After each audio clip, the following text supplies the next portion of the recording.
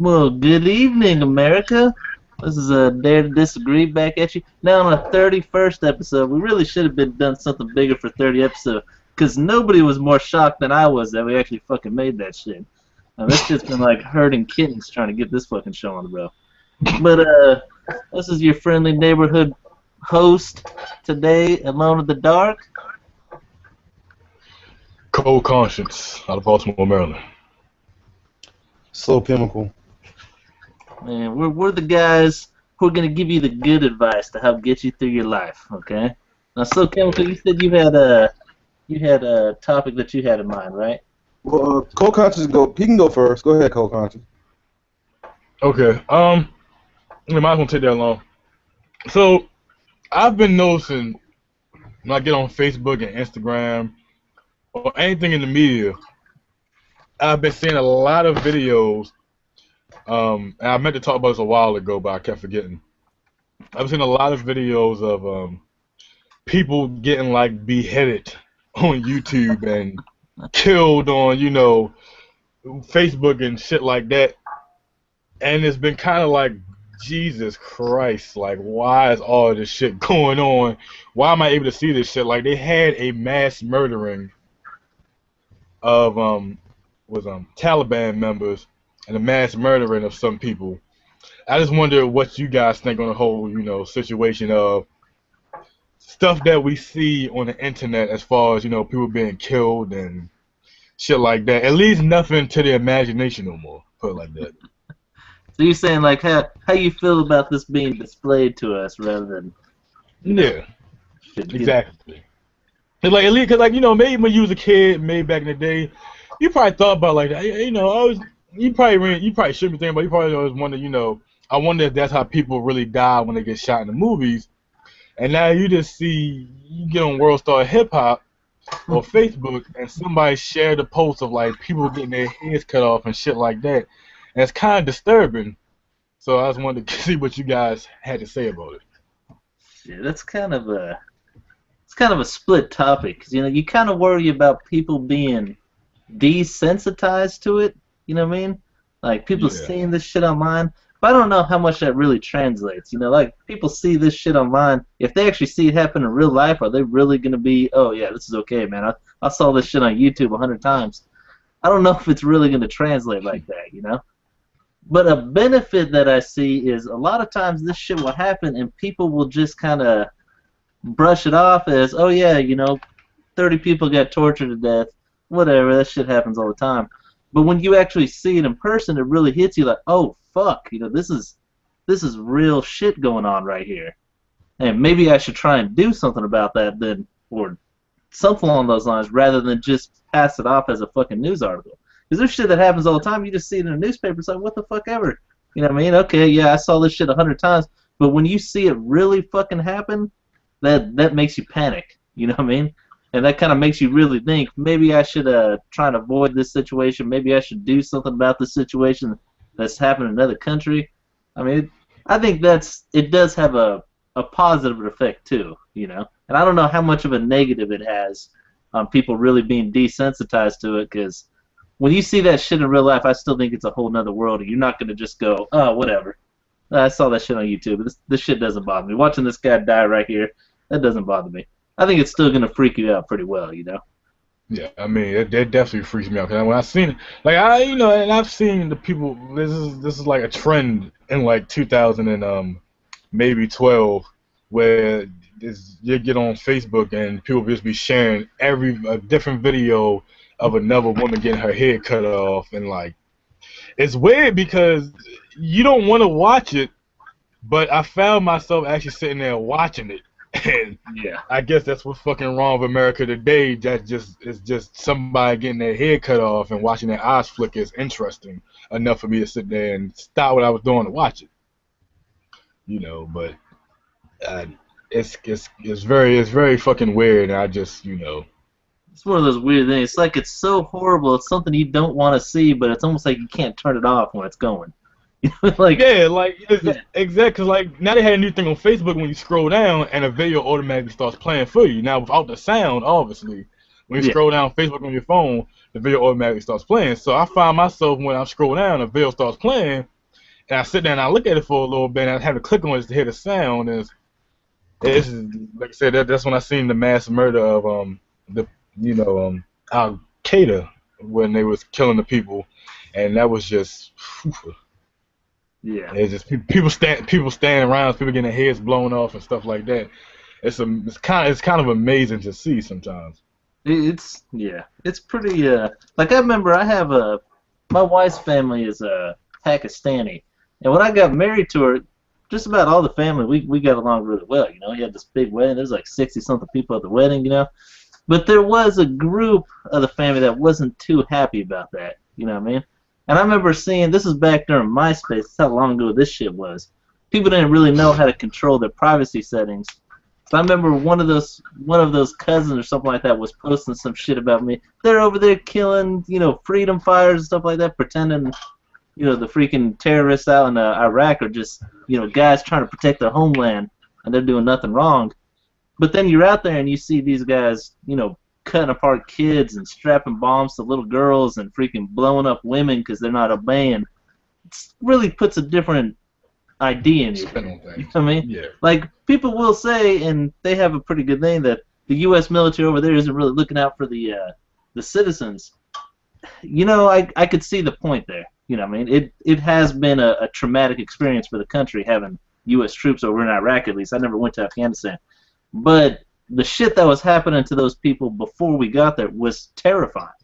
You know, I mean, they're talking like, because there's no good census out there in Iraq, they're talking about maybe 10% of the entire population of Iraq was murdered by Saddam Hussein or his freaking flunkies over the past 20-something years.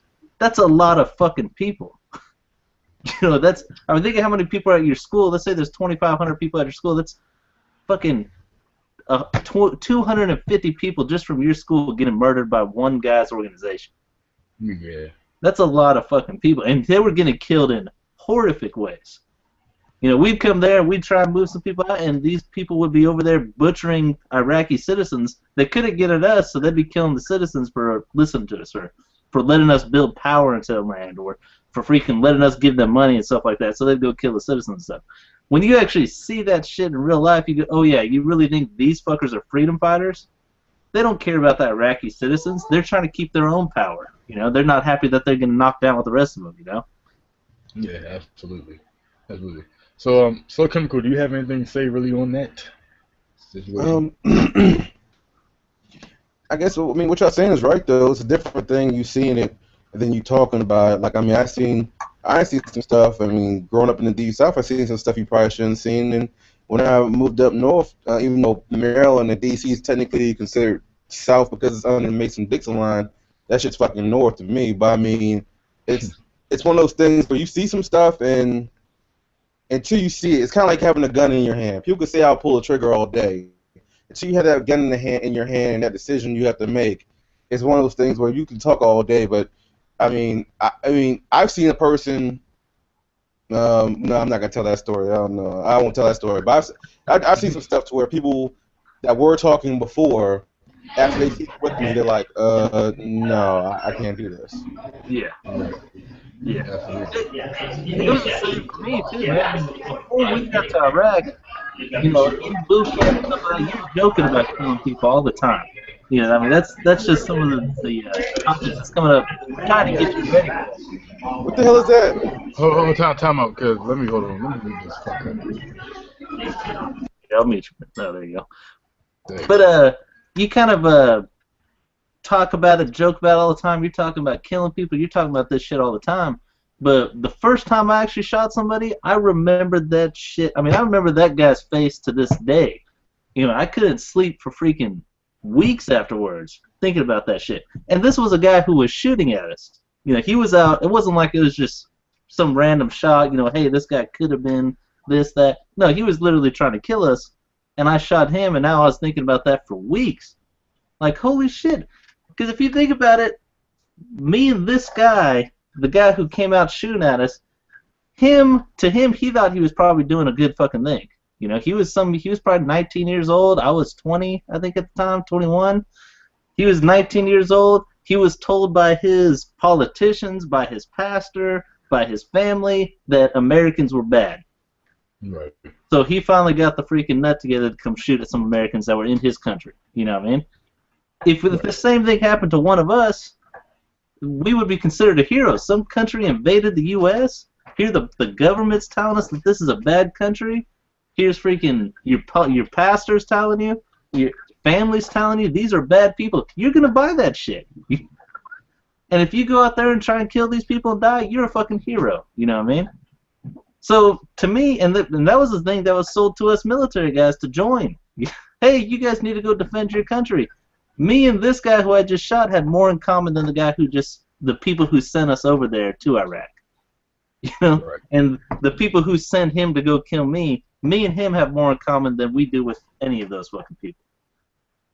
So it is kind of a heartbreaking thing when you get down to it. You could talk about that shit all day. Man, I'll beat this guy to death. Somebody fucks with me, I'm gonna fucking kill him. But when you actually get to that thing, if you don't feel something, then you probably got a fucking problem. You need to seek therapy, you know? And the funny part about it is you're even skipping on the fact that there are two ways that goes down. Like one way is you got the way we did it, or most of us did it, which is from a distance. You know, you're sitting across the street or in a car or whatever, and you do it. And then you got others like you and I know people who, like some of the guys in Sniper Squad and some of the recon guys went all the way up close to people with knives and stuff and did that. So you can just imagine how screwed up those guys are. Yeah, seriously. And did it a lot. Like, there was one guy I was hearing, he wasn't one of us out in Iraq. He was somebody I talked to when I left the Marine Corps. I think it was actually when I moved to Tennessee for the first time. He was in Afghanistan when me and you were in Iraq. And this guy's job was to shoot people rigged with explosives going near one of the base. Well, the people who were rigged with explosives 90% of the time were kids. So he probably shot maybe 40, 50 people out there, and 90% of them were children. And this guy was, I mean, he was in decent shape when I met him, but apparently when he got back to the U.S., he was fucked up.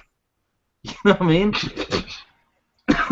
Nothing much he could do. If he didn't shoot these kids, they would have gone in and blown up some freaking, some American military guys. But shit, it's still a pretty hard fucking thing to do, you know, to justify afterwards. Yeah, I mean, I couldn't see myself. I mean, people who know me know that I'm pursuing a career of a police or of a law enforcement officer, and you know, to shoot 50 or something kids seems like a tough task. And you know, do you have kids at home or? Yeah, and he was actually out there for so long. He told his wife to divorce him and go find somebody else to take care of his kids. Like and she did. I mean, he still supported her financially, and he would still come see the kids, but he couldn't be a father anymore. You know. Yeah, I can't see how. Yeah. Yeah, I mean, like one of the guys I was talking about from Sniper Squad, that dude. It's funny too, because he did okay. He was fine. Like he had taken down a couple people, and it never bothered him really. Like, yeah, he had the occasional bad nightmare and whatnot, but he was like, I was ready for that. The thing that messed him up the most, and this is where it might get a little graphic. So, he had to shoot a tanker, right? That was heading towards the base, and it was one of those tankers that were loaded up with like bombs or whatever. But he shot the tanker, and it blew up, and a guy came out of the tanker on fire that was still on fire, was running around, and he got orders over his comm like, take that guy down, just put that guy out of his misery. Damn. So it's one of those things where you just shot this thing, you saw the dude runs out, he's on fire, he's running around, and then they tell you, you need to put him out of it. You need to, and he was like, that from that moment on, he knew he was screwed up. And I ran into him recently, and he's doing pretty okay, but like you could tell like there's a post him and there's a pre him like before that incident, and a post him when I ran into him again recently. Which is he's solid. He's got a chick that backs him up 100%. But you just look at his face and you can just tell, oh, dude, Yeah. Like, you don't sleep well, do you? And he was like, it's every once in a while I get away with a good night, but he's like, most nights, man, it's horrible. And you don't ever hear that side of the story. You don't hear anything about that. People don't talk about that. Like me and Alone in the Dark will admit in a heartbeat, we're the lucky few, man. I went there. I didn't lose anybody I really considered that close. I mean, everybody loses someone they know, but I didn't lose anybody that I considered like a good friend. You know, at worst, my good friend was screwed up. You know who I'm talking about. Yeah, I know The exactly. one, the one whose girlfriend we keep. We had a friend who, every time he would bring a girl to base, we knew that that night we would have to apologize for him. Oh yeah. He's actually married to one of those girls now, so I guess it kind of turned out okay. Wait, he's married? I didn't Oh know yeah, he's married to her, dude. that And poor and bitch. just so you know, he went from the military to being an MMA fighter. Then that didn't go well for him whatsoever.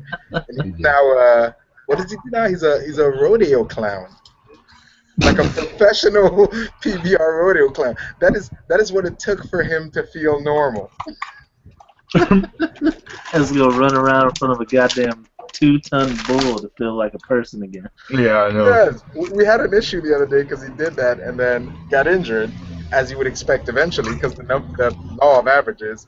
Yeah. But everybody was praying like, "Oh my God, I hope you're okay. I hope you pull through. I can't believe this happened." And I was like, "Can't believe? I mean, I hope you pull through, but can't believe is a little strong, isn't it, guys?" I got a lot of heat for that. It's more like not if, more like when is he gonna get mauled by that fucker? Like, come on, how many times are you gonna run in front of a bull before eventually a bull gets you? Yeah. One day you're gonna zig instead of zagging, or your knee's gonna get caught, or you might be wearing the wrong shoes and step in a clump of cow poo. Hell yeah. You're I'm just walking a down the split street. second not fast enough. I've been walking down the street and falling over on my own feet. I can't imagine a fucking bull chasing me, not tripping over my own goddamn feet. All right, I got a side story, not to throw us too much off topic. You want to tell them about the shark incident? You were closer to the fire on that, man. Yeah, I was. That's why I think it's funny, because I remember thinking to myself, if ever I'm in that kind of situation, I'm gonna get out of Dodge. I learned the hard way that getting out of Dodge doesn't always work out the way you planned. No, I'll tell, because he's probably gonna make me sound like an asshole, which it kind of does sound like I was, but it wasn't the intention. You were, but it wasn't the intention. You definitely were, but it wasn't the. I didn't hold it against you when I got to land. So what happened is we were out there trying to surf. We're both trying to surf. I don't think we've ever done more than try to surf. But we were out there on our boards and we were a good fucking ways out trying to get past the breaks, and the waves were kind of choppy. And as we're swimming, we're kind of close to each other. I think I was like 10 feet in front of you. And as we're going, we go over a wave and come back down, and there's a fucking dorsal fin. Probably about 15 feet from us? Yeah, that thing was not far at all. For those who don't know what a dorsal fin is, it's just the shark fin, the part that sticks out of the water. Now, there is dolphins in that area, which was my first idea, except dolphins have a different... Their dorsal fin kind of looks like a banana, you know what I mean? While a shark fin is a fucking triangle. And it took me... Well, it felt like longer. It was probably only like a quarter of a second to make that distinction. But, we didn't say anything to each other. I turned and looked and saw that he saw it, and he was turning his board around. Okay, we're on the same fucking page. The next wave that came, I was paddling away. I hit that wave and fucking surfed it on my stomach all the way back until my board hit the beach. Now, wait a second. For you guys to understand how precious that moment was, we'd been out there for about an hour trying to catch the waves he caught within 5 seconds of seeing that fin. Yeah, So I would have made a fucking mountain out of a molehill at that point, man. There probably wasn't much of a wave, So I get back to the beach, right, and hit dry land, yelling to my wife, like, there's a fucking shark out there, and turn around expecting to see Dave hide on my heels, and Dave's, like, right where we started. We're drawing a crowd now. Now, the funny part, I'll let Dave explain the struggle, but it was... If there wasn't a shark there, that shit would have been hilarious. Listen, you guys gotta understand, man. So he catches that wave, and I'm watching him just like, son of a, because I'm paddling for the same wave. Like, I don't think I've ever swam that fast in my life for any reason. And I'm going. And here's what I'm thinking in my mind. I'm going, even if I don't catch the wave, I'm moving. I've got to be moving. I'm moving. So I'm paddling, but like 30 seconds goes by, and I'm like, I'm not as close to land as I feel I should be. Like, based on the amount of effort I'm putting to where I am definitely not moving in a way that's going to save my life anytime soon. So paddling my ass off still took me a good 3 minutes to get to land. The wave that this dude caught and was in land within 45 seconds, it took me 3 minutes to achieve that same feat. Now, And this is me. I'm talking about, I'm giving it 110. I got adrenaline. I got God on my side. You know, I'm kicking and paddling. I'm on a board. It's awesome. Here's the part that he forgets, okay? So he's paddling on the board at first. This is what I see when I hit dry land. He's paddling on the board trying to get a wave, and he just can't, like, he crests the wave, and he's, like, rolling backwards down this wave, right? He decides to ditch the board, jumps off it, and starts swimming by himself. I was hoping you weren't going to get to that. And the board's connected to your ankle by a fucking leash. Yeah, I was about to say, isn't the board connected to your fucking... So what was the point? You're carrying more weight. This board is going one way while he's trying his damnedest to swim the other, and he's getting dragged out to sea. So we were waiting to see him die. I mean, that's what... There was a crowd growing at the edge of the beach, and I'm sitting there like, what the fuck can I do? I mean, I can't really run out there and save him on my board. You know what I mean? This fucker's panicking. He's probably going to capsize his boat and take his boat to the bottom. Finally, this shark just gets tired of his shit and just swims away, dude. I mean, he just gives up, feels bad, I guess, and just swims away. I mean, I don't even know if he ever really fucking lunged towards us or... No. Noticed we were fucking there, man. He's probably doing his own fucking thing. I feel like this motherfucker was looking like, look at this motherfucker. I don't doubt it one bit, man. I don't look doubt it at one this bit. motherfucker here. And who knows? He probably didn't like dark meat. But you gotta understand. Though. What you gotta understand though is, like, I had 3 good waves. The same wave that dude caught in like 5 seconds. I had 3 good waves to catch. Missed every single one. And this is me using everything I've got to catch these damn waves. But this fucker right here just Tom Cruises his way over that joint all the way to the beach. Yeah, man. There was one fluid motion. I turned, and the next wave hit me in probably about 2 seconds, and I was out of there, man. But yeah, you got a little extra. I'm saying that story to make the point that you could be giving it your best effort. There's got to be a time when you're going to screw up. And there's still going to be a shark on your ass. There's still going to be a shark. So imagine if you're doing that with a bull, you know. Yeah, you know, and you wanted me, like, you was like, yeah, when you come over to California, you have to surf. Now as you told me that fucking story, I doubt it. Well, 2 things. There are 2 things. First off, that was like one incident out of how many times? What was like? You've been in the water for like 4 years, and two, people, and this is kind of the debate we have. We still don't know whether that was a shark or not. A lot of people say that was a dolphin. That's what the report said later on, but we were close enough that we were like, we saw that fin. That looked like shark. We saw dolphins out there before, and that was not. That's why I was like, we saw that fin, and we're pretty sure it was a shark. But the thing is, dolphins kill sharks, so the odds of a shark coming to the beach is like slim to none. That being said, slim to none is just enough odds for me to get dragged out to sea when one is on my tail. Yeah, just enough odds. I mean, and you said you were swimming. For those who don't know out there, in case you haven't realized about watching this show for 31 episodes, I'm black, which means that I can't swim at all. Neither can Dave, man. I remember the first time we went out, I think we were on bodyboards. We hadn't even started surfing yet. We were trying out bodyboards. And we go out there, and there's a group of people waiting to hit some waves. So I paddle out there. Come on, Dave, we're going to go. He said, okay. So I go out there, and I get out. It takes me probably about, a minute to get to these people, right? And I'm sitting out there talking about their surfboards, trying to figure out what surfboard I need to get because I want to try surfing. Dave took probably about 10 minutes to make the same distance, and he looks like a fucking tragedy. I mean, he was trying to just get away from the beach, and he would get out in the water, and the next wave would throw him back onto the beach. Well, here's what y'all need to understand. I can swim just fine. I just can't swim like Michael Phelps. What you guys don't know about Alone in the Dark is he had a nickname. It didn't stick, but it was a nickname that ran around for a while, and they called that dude Monkey. Oh. Oh, yeah, you forgot about that. I do remember very well the Monkey moniker. Because this guy, despite his white, uncoordinated, and I've seen him dance, so I second the uncoordinated, as that motherfucker can move on shit when he needs to. When we did rock climbing, that dude was #1 up the rocks every single time. Every single time. It became kind of a known thing that he was pretty good at moving around when his ass was on the line. Still couldn't dance for shit. That dude can't pop and lock. He will murder any freaking dance routine you teach him. Oh, but if you need him to get over a truck that's heading at him, he'll do it pretty well. I almost feel like we should just hold a gun to his head whenever we go to the club, and his dancing will get 10 times better. And here's the funny part, okay? So I'm out there talking to these people, and finally we start notice this fucking tragedy that's happening back here. So I'm thinking, you know what, Dave's going to give up in a second. I'll just go back to him. Well, he didn't give up.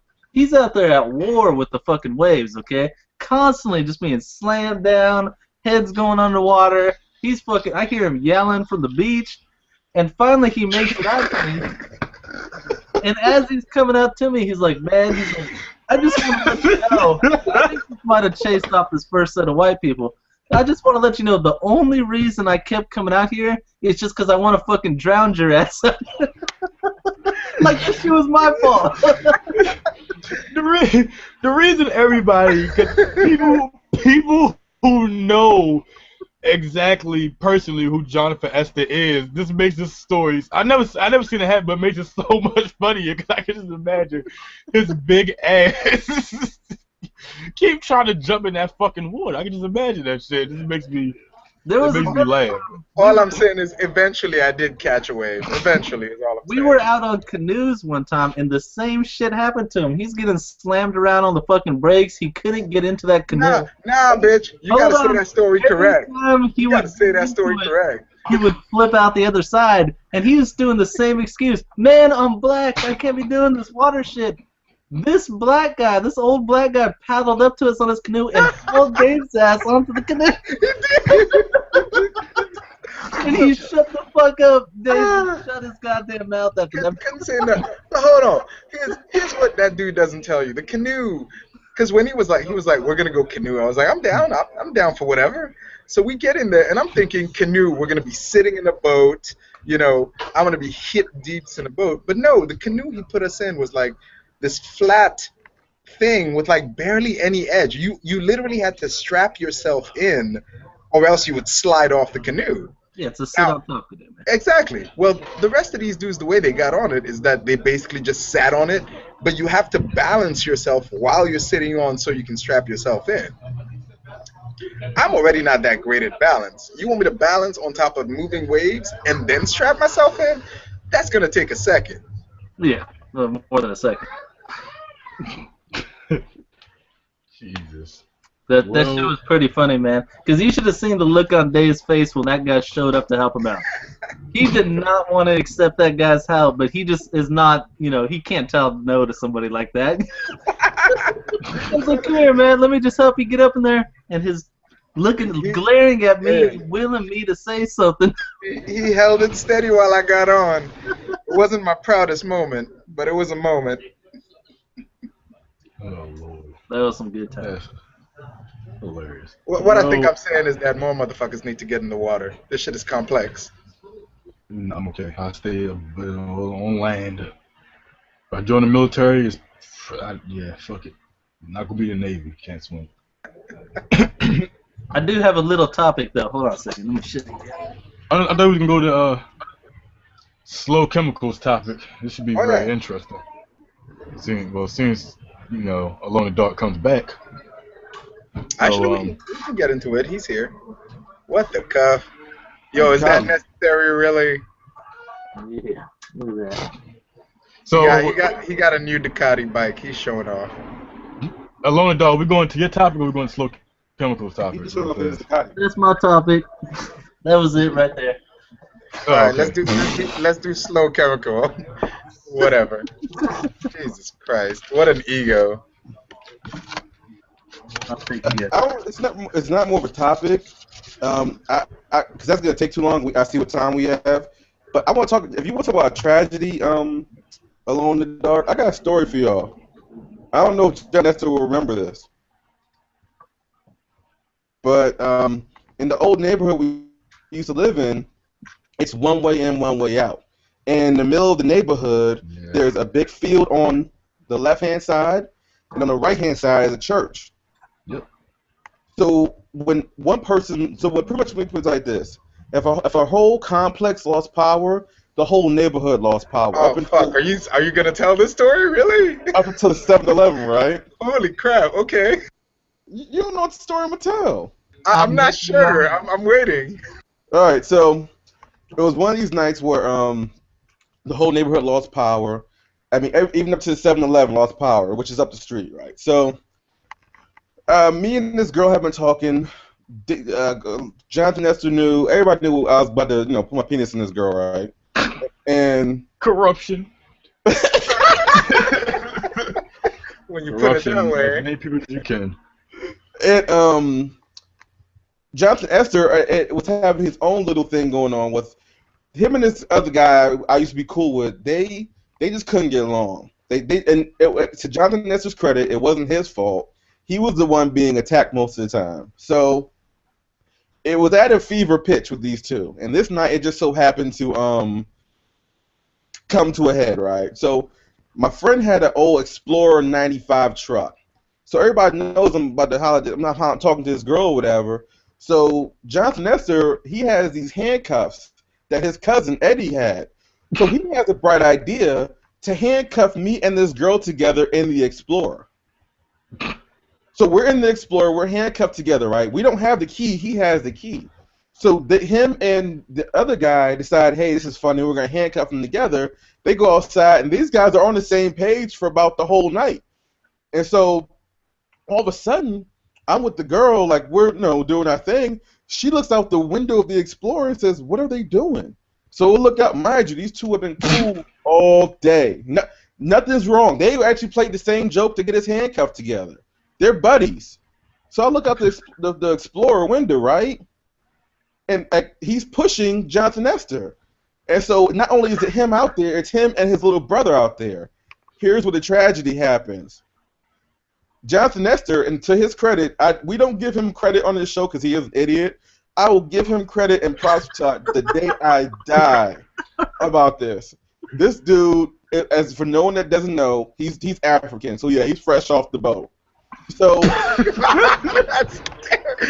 are you giving me credit right now? Because you're not leading up to it yet. Follow me. It's coming. It's coming. So, the little brother's out there with Jonathan Nestor and the other guy. So the guy swings on him. He misses. So he swings back. So these two actually get into a fight. So finally, Jonathan Nestor sees that the other guy is going to fight dirty. Grab stuff, whatever. So he puts him in a front face lock. So the little brother says, oh, this is not going to happen. So he starts getting involved trying to punch him. So immediately Jonathan Nestor looks over into the Explorer.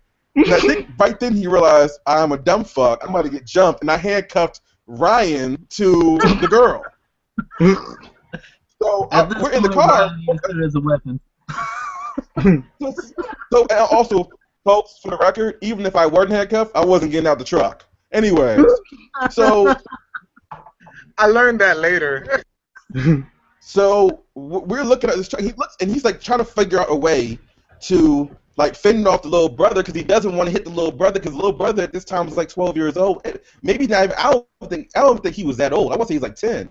Better so than me. I don't know what man come up with this. Maybe because he's fucking African, but he begins using his soccer skills. He is like using his legs and pretty much like to trip up the little brother. Like he has a soccer ball in between his legs. And he's like tripping the little brother up, and the little brother is falling while he's trying to like throw punches at him. And he still has the front face lock on the other guy. So the whole time we could hear him. We could hear him yelling, he's like, "Are you guys gonna leave me alone? Are you gonna leave me alone?" But he's like doing the soccer shit. And it looks like it's a tragedy. They can't jump him. One guy's in the front face lock. The other guy's getting tripped up by the guy's legs. So. Fucking soccer skills. Oh, this goes on for like 10 minutes, and this is no exaggeration. This is probably the longest 10 minutes. I'm sitting there, and me and the girl look at each other, and one person say, why don't he just give up? They can't fight him because he's not really fighting fair because he's making him look stupid. So, it finally, I don't know what made him let the guy go, but he lets him go. The guy takes one more swing, and by this time, Jonathan Nestor is pretty winded from doing all that, so he just kind of like moves up and backs up or whatever. That's the part I compliment him on.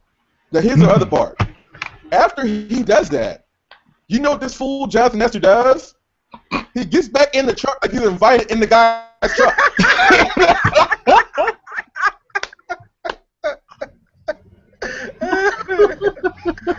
He opens the front door and sits down like, we just play fighting.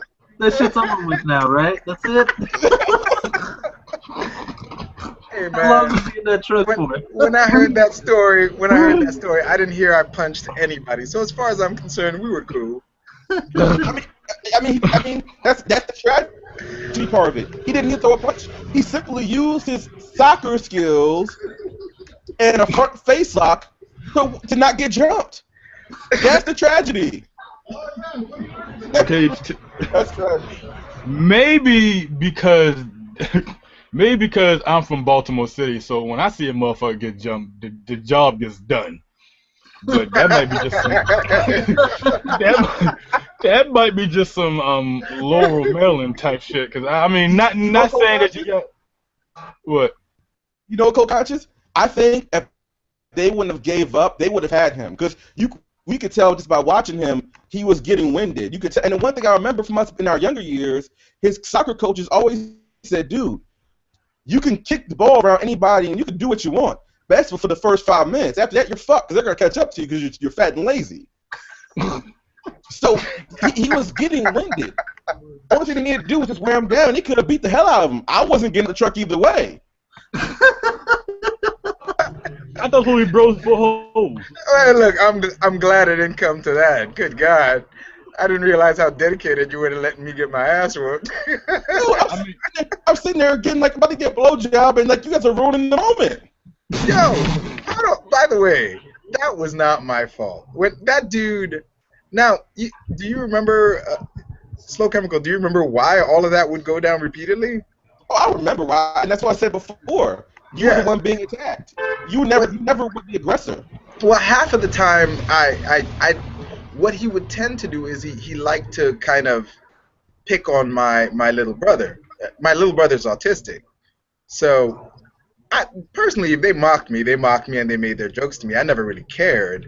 But once they kind of started going after my little brother, I was like, well, I can't exactly just sit there and let that fly now. So every time that thing would escalate to that point, it would be he had said something about my little brother, and I would have to respond, and then it would escalate to that point. Well, one time, if you guys want to hear another tragedy story, one time, this is when Jonathan Nestor's mother is actually in the academy to be a state trooper. And this is for like, what, 6 months? And so it's really like, I lived below them, but while she was away, I was upstairs living with me, Jonathan Nestor, and his brother. So it was just us three hanging out most like 90% of the time. And this same guy comes in there and he's making fun of Eddie. And Eddie had a temper. And Eddie finally one day just snapped. And he takes the guy, does a belly-to-belly suplex on him, does a Ken Shamrock belly-to-belly suplex on him, puts him in an ankle lock, a real ankle lock. Like, he won't let go of it. And the guy's tapping out. He's like, no, let go. And like me and Jonathan Nestor sitting back there, I'm like, I'm laughing. Okay, if this happens, it's not my apartment. But the guy's like, he's in the real ankle lock. Eddie will not let go of this ankle lock. Oh, but you guys, here's the beauty of that moment. The beauty of that moment isn't just that he's giving him the ankle lock. He's giving him the the ankle lock with the wrestling face. So he's standing up, he's going, ah, head in the air, just like you could tell he didn't just learn the moves from wrestling, he learned the acting that goes with the move, and he thought in his head that one doesn't go without the other. So he's not just holding the ankle, he's standing up, he's making it look over the top ridiculous, but he's genuinely hurting the heck out of that guy. Yeah. For those who don't know, well, if you've been watching the show, you know me, Slow Chemical, and Jonathan Esther are big wrestling fans, and Jonathan Esther's little brother is like we think we're big wrestling fans. This guy is a wrestling nut. Like he can tell you any match and anything that happened, and he from 1999, he will fucking tell you. He just tell you out the way, hey, you remember back in 1999? And I'm like, no, I don't, but thank you for telling me that. He does. He will randomly walk up to people and pull out like random age-old trivia. Like in my head, it's like Slow Chemical and then him as far as wrestling knowledge. Yeah. If I have a wrestling question, those are the people I ask. Exactly. Eddie's like Eddie's that. So I like I said, I came along a lot later when these guys moved in to Laurel. So, but I could fucking imagine him hitting a belly-to-belly suplex on somebody.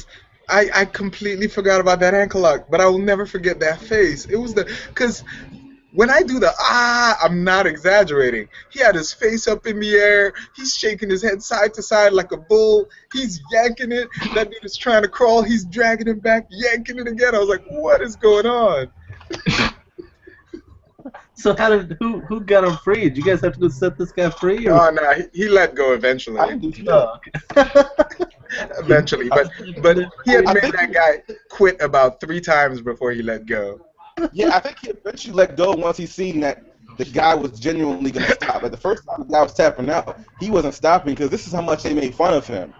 So like, he wasn't gonna do it. But that's a tragedy. I mean, like, just it's one of those things where a lot of that type of stuff happened in those days, and it was kind of sad. Just this guy sounds like a bitch from what you guys described to me. He was. I mean, later on, I never got to know him later on, but according to Slow Chemical, if I remember, you said that he turned out to be actually a pretty decent dude. But back then, man, he had a complex. He really, I don't know. He just felt. I don't think he felt man enough because he would always be the antagonizer. He would always be the guy starting stuff in a situation. I mean, me personally, if I go to jump somebody and I can't jump the guy because he has me in a front face lock and he's using fucking soccer moves on my little brother, I wouldn't feel like a man either. I might have to change something about my life because apparently the way it's going isn't so good. Yeah, like when do you just sit back and you think about what the fuck is life? Like when do you just after all this shit that's going on? I mean, you've been fucking hugged up, you know, you've been belly to belly, suplex, ankle lock. When does it? Cause I've been belly to belly suplex, but most of the time I'm going with the flow because we're wrestling. I've never been belly to belly suplex. And it wasn't in my fucking plans to get belly to belly suplex. Yeah. Well, hey, don't worry, you're not the only one. I was put through a table unintentionally. Yeah, you always. And I just had to play along with it. Jesus damn backyard wrestling, kids. It's terrible. No, this wasn't backyard. This was laundromat wrestling, kids. This is laundromat. Our laundromat in our apartment complex had a perfect wrestling table, and we used to play wrestle over there. Well, one day, I guess my brother Eddie decided play just isn't enough to make this real. We need screens. And that day, I found out, going through a table ain't that bad. It's not the worst thing to ever happen to anybody. Rock bomb through a table. He did. I'm talking about in the air, brought me down right through the table and everything. Jesus, man. It was kind of impressive in a very sad way for me. Yeah, I mean, like on one hand you're proud of your brother because you're like, man, that was a nice looking rock bottom. On the other hand, you're like, I just got put through a table. That's not cool. It's not cool at all. I do have a question for y'all though. This might end the show off, but I have a question for y'all. Me and somebody was talking today. Oh no, this was the other day at work. Probably. Who knows? I wasn't listening most of the time she was talking.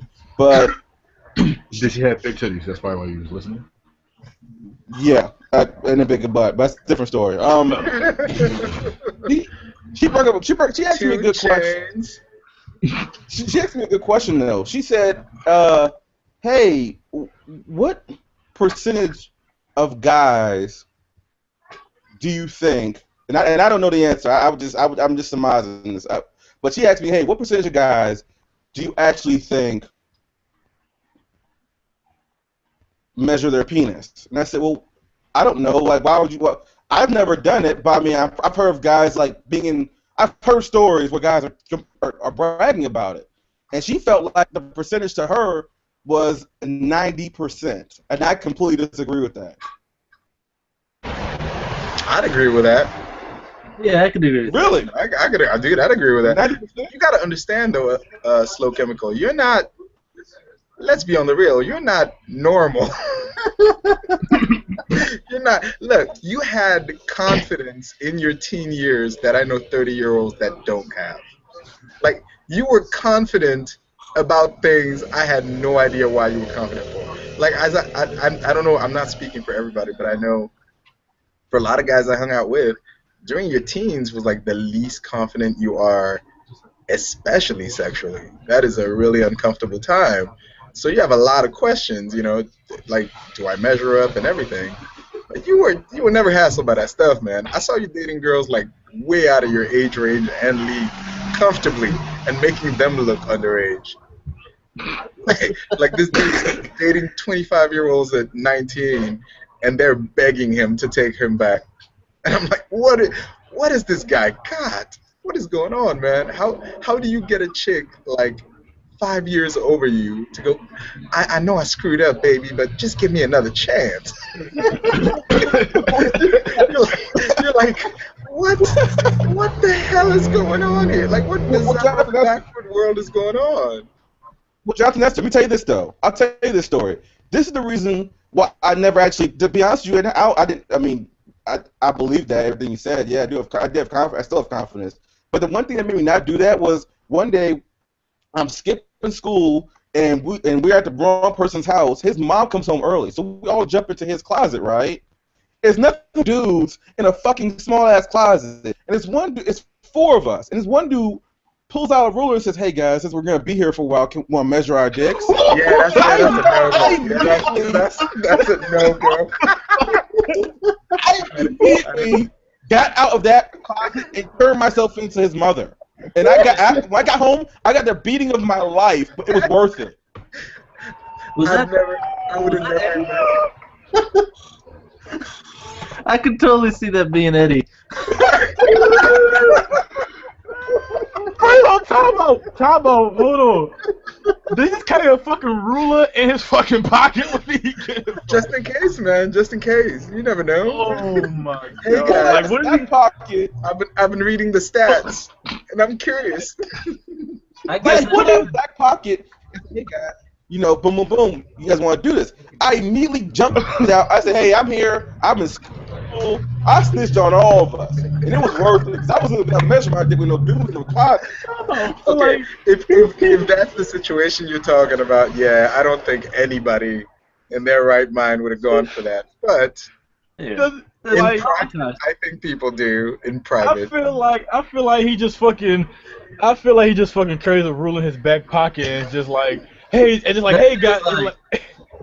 I just love the way it's probably set up. Well, guys, since we're here, something I've been meaning to ask you, bro. He's the type of dude that be like, "So did you fuck her?" "No, but I measured the shit out of my dick in front of her, though. I measured it so good. I measured it to toothbrushes, toothpaste, dental floss. I measured so many things. To my Nikes." Do you guys want to hear something else funny about that story? Sure. This guy is a well-known basketball player for Indiana Pacers now. Real story. Do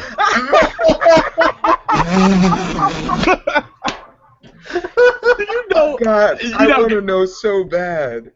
I want to know so bad now.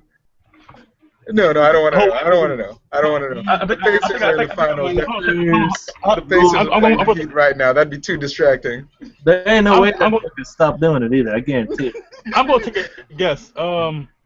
Damn. I want to say Paul George, but I know it can't be him. So it's gotta be somebody from fucking. I'm looking that shit up. Hold on. Well, obviously not him, but somebody who's from lower, high school. Hold on. Yeah, that's my cue. I gotta go, guys. All right. I think we'll wrap this up as we search through these freaking faces. Yeah. I'm glad I'm not the only one I'm gonna be at work just surfing through Pacer players. Just you look like you carry a ruler in your back pocket. I can tell.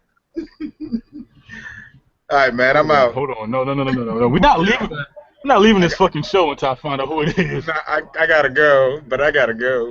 You guys, good luck with that. You're so worried about making a gayism, aren't you? Not even. I gotta get to work on time, but yes, that might be a problem. Look, I'm handling this shit like a fucking bomb right now. I'm gonna let all you freaking, what's his name? Matt Bauer? What's his name? Jack Bauer. Jack Bauer, yeah. I'm gonna let all you Jack Bauers just sit here and figure this one out. All right, I guess with that note, we'll close down this episode. Man, I gotta say though, I am still pretty amazed we made it this freaking far. Oh, time out. Was it? Hold on. Wait. Oh, see, that's my cue. I'm gone. Was it Catch y'all later, Roy son. Hibbert?